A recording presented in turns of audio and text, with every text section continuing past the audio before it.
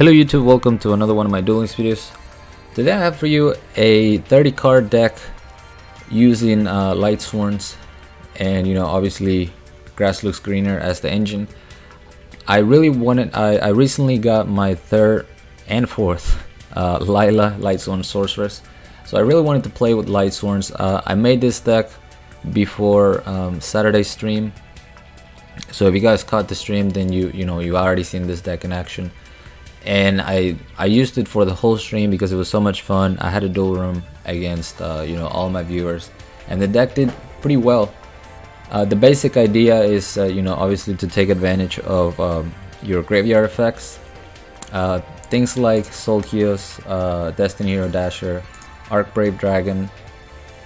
You have AD Changer, you have Bacon Saver, and then you have cards like Skill Successor, which is also good to have in the grave. So we're running Restart because we really want to start the duel either with that grass looks greener would be ideal, but if you can get a Lila, you will do fine. Lila was actually the MVP on most of the duels with this deck. I'm not sure which replays I saved because I did it throughout the night, but if you want to see the live duels, definitely check the stream. A lot of really good duels. So the synergy, each piece of the deck has synergy on its own, and then when it comes all together, it just works. I don't know. We have 3 White Knight Dragon that we are looking to special summon, either with Arc Brave Dragon or with Destiny Hero Dasher. Destiny Hero Dasher, if it's in the grave and you top deck a monster, you can special summon that, which is really clutch. We have 2 Invader of Darkness to be special summoned with Destiny Hero Dasher. And the way we want to do that is we have 2 Gishki Mollusk, which is going to help us control what our top card is. So a lot of times if I'm able to mill with Grass Looks Greener, 1 Destiny Hero Dasher and 1 Mollusk, I'm already set up for the next turn because I'll be able to look at the top 3 cards of my deck, sort them in any order I want. And if I have a big monster there like White Knight Dragon or Invader of Darkness, I obviously want that at the top, so that I can top deck it and then special summon it with Destiny Hero Dasher. That's the main combo. We also have 3 Jane Light Sworn Paladin. If you happen to not get Grass Looks Greener or Light Sworn or Lila, even with Restart, if you open up a Jane, you'll still be okay. It's the other it's the other dead hands that we can't really do anything about. But I feel like trying to find 1 card out of 9, it helps the deck with its consistency. Soul Kiosk really helps whenever you draw cards that you don't want in your hand, like extra Grass Looks Greener. If you have Bacon Saver, you have AD Changer, obviously you want those in the grave. So if you draw into them, you can always use Fable Soul Kiosk to put them in the graveyard, and you get a free special summon, which is 2200 beater. Is pretty good. Another thing you can do with Grass Looks Greener, with the extra ones anyway, is use White Knight Dragon's secondary effect, which not a lot of people are aware of. When another face-up monster you control is targeted for an attack, you can send 1 spell or trap card you control to the graveyard, change the attack target to this card. So that comes in super clutch whenever you have a Lila on the field and you have a White Knight Dragon. Obviously, if you use Lila's effect to destroy a spell or trap card, it's going to be switched into defense mode, and it's going to be vulnerable since it only has 200 defense. Your opponent usually will get thirsty and try to destroy the Lila because they don't want you milling, or they don't want you destroying their back row, and that's when you can get them with White Knight Dragon if you have any of your spell or trap cards set. I won quite a few duels with that effect.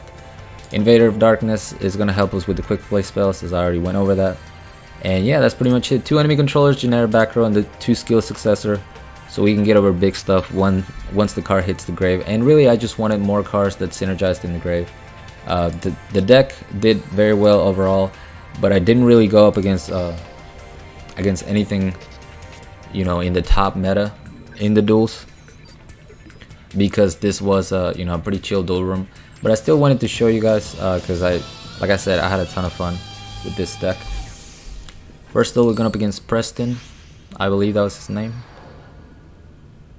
and this was the very first match, I believe. Holy Guard. And like I said, as long as I can see either Lila or Grass Looks Greener in my opening hand, I will not use Restart. Even though I don't really want Destiny Hero Dasher or White Knight Dragon in my hand, I still, you know, I'm prioritizing the Lila, and I have an enemy controller, so I just kept this hand. He activates enemy controller right away, which saves me from activating my effect, which is pretty clutch because if you activate your effect, it has to stay in defense mode for 2 turns.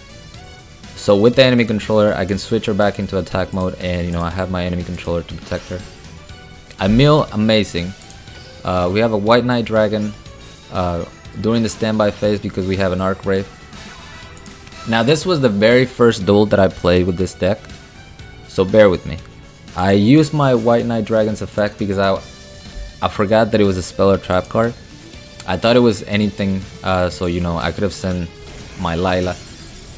And I actually did not see that he went all the way up to 3900. I don't know, it was the first duel. I don't know, I misplayed. Deal with it. I'm able to survive though. I still have 3100 life points. He didn't, you know, I was able to at least save my life points by doing that, even though I lost my White Knight Dragon. But anyway, things happen way too fast. Let me go back real quick. So the last turn, my Lila and my Jane were able to mill Destiny Hero Dasher, Fable Solkius, and a Gishki Mollusk. So Mollusk was able to rearrange my deck so that I could top deck into Invader of Darkness. I already have 2 skill successor in the grave after all those mills, so I'm gonna be able to get over this RMH Bergamot with my skill successor. 1 from the grave, 1 from the field, just enough to destroy him, and then I hit him for 1800. He had a Rose Lover in the grave, but luckily he does not top deck another Bergamot. I go for my Solkius to put 2 cards that I don't want in hand in the grave, Bacon Saber and Dasher.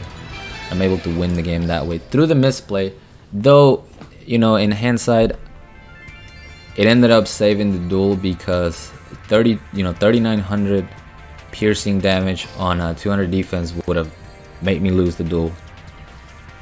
So yeah, I 100% meant to do that, Kappa. Next we got Bozo 1127, I believe that was the name.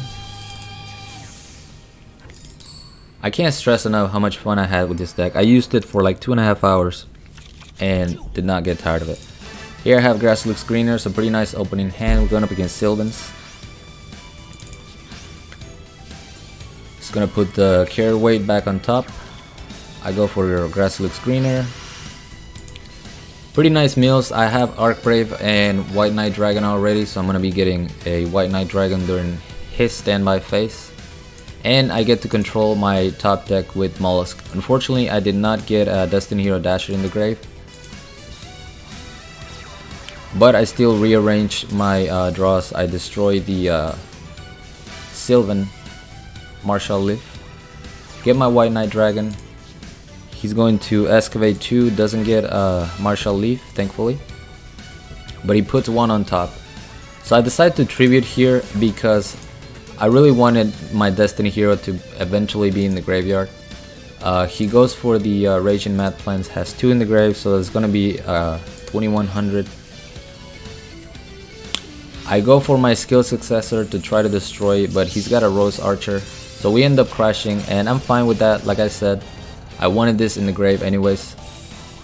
We're gonna see the Sylvan Martial Leaf yet again. This time he excavates a Martial Leaf, so I respond with my enemy controller for that Econ Cheese.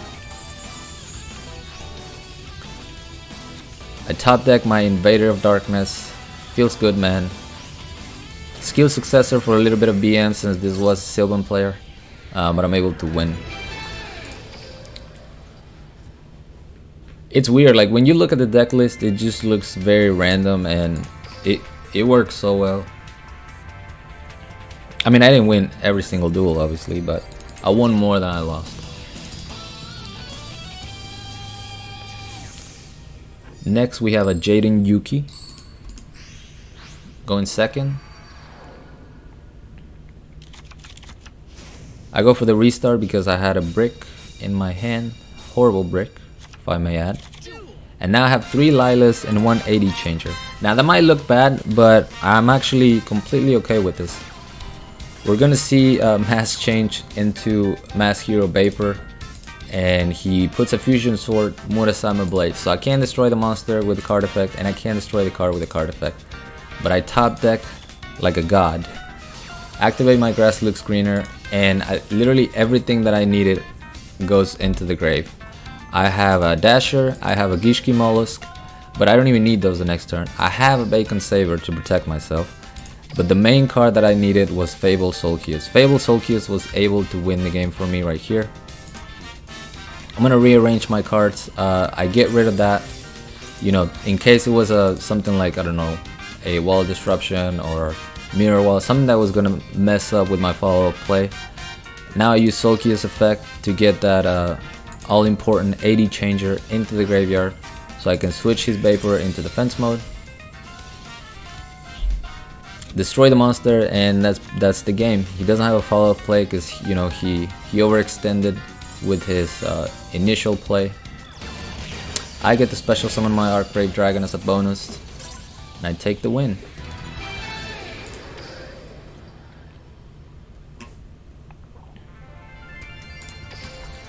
Got a Kaiba next.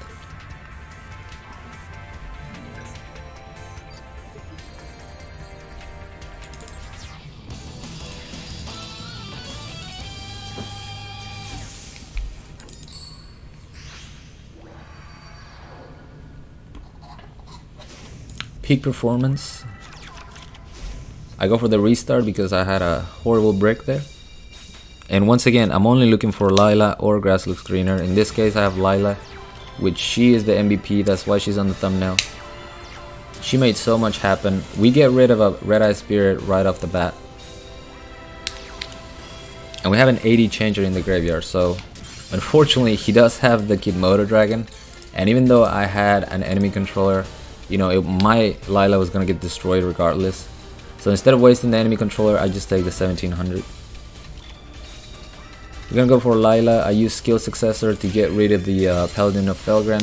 He doesn't have another dragon in the graveyard, so I'm not worried about Archgrave going into the grave. Now remember, I mill a Gishki Mollusk, and I already had Destiny Hero Dasher in the graveyard.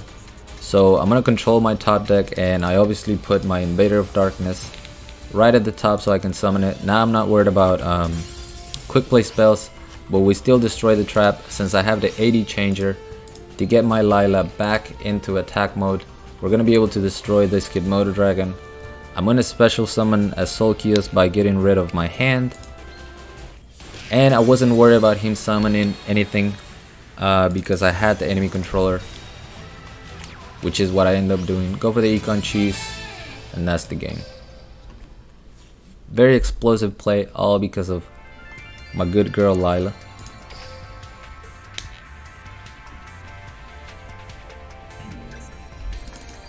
And for the last duel, we got Shredder, who was shredding people in the duel room. I think at one point, when I checked, he was like 6-0. I was very curious about what he was running, and I was able to pull through with the W. Spoiler alert. We have Lila, so I'm not trying to be greedy. I'm not gonna try to restart to get Grass Looks Greener. This is just fine, and I get rewarded by milling White Knight Dragon, Destiny Hero Dasher, and Archgrave Dragon. You cannot ask for a better mill than that. So I have my White Knight Dragon. We're gonna see full back row, and then I top deck the MVP of this deck, Lila, once again. Now, you're not gonna OTK someone through triple back row, right? So instead of trying to attack, you know, and going into a Wall of Disruption or something like that, I'm gonna use both of Lila's effect twice. He goes for the Massive Morph on my White Knight Dragon, but the boy, I guess, does not realize that no matter how many times he targets my White Knight Dragon, he will negate each and every one of those effects. And this actually helped me because now I know where the Amazoness Onslaught is, which I'm going to destroy with my second Lila. That would have been a disgusting OTK with the double Massive Morph and, you know, an Amazoness Swordswoman. So I'm going to destroy the Onslaught, hit him for 3000. And the reason why I saved, I could have used my Skill Successor and, you know, done 3400 damage.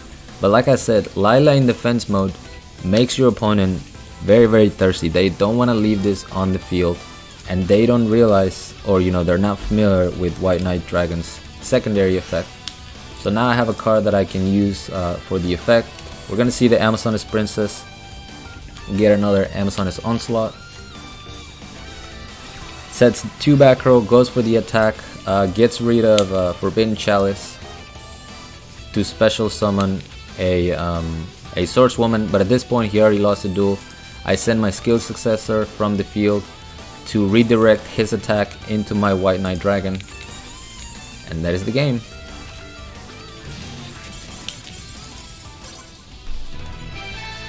Lila, the MVP, I cannot stress that enough. I know the deck is very expensive with, you know, the 6 URs and the 3 structure decks that you have to buy, but it's just something fun. I'm not saying, you know, this is gonna tear through the meta at all.